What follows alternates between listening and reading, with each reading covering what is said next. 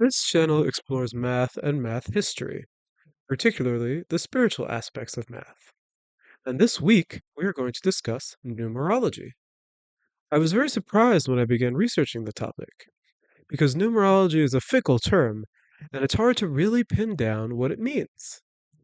Numerology is considered to be the belief that numbers have their own inherent spiritual and mystical significance.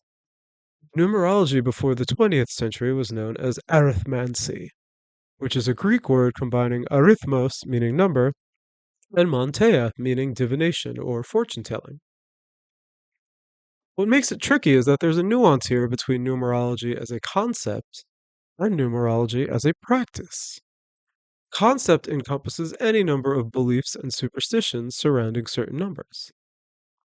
The practice of numerology, however, typically involves a method known as gematria.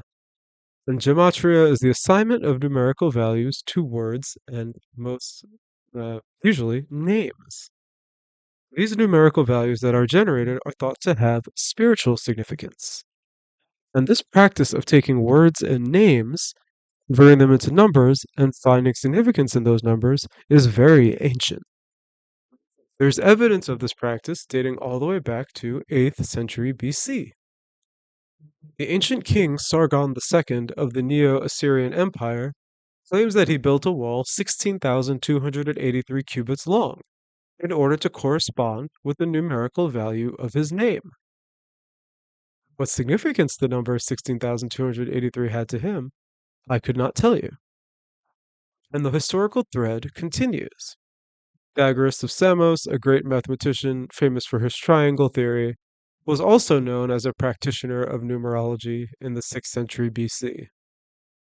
Systems of numerology continued to be prevalent during the reign of Alexander the Great and during the Egyptian empires.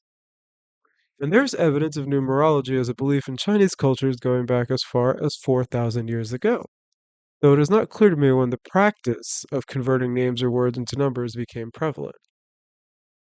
And there are some who would even claim that numerology goes back 10,000 years, all the way to the Hebrew Kabbalah, an ancient form of Jewish mysticism.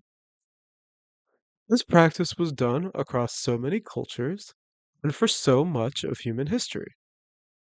So, what exactly were these practitioners of numerology doing?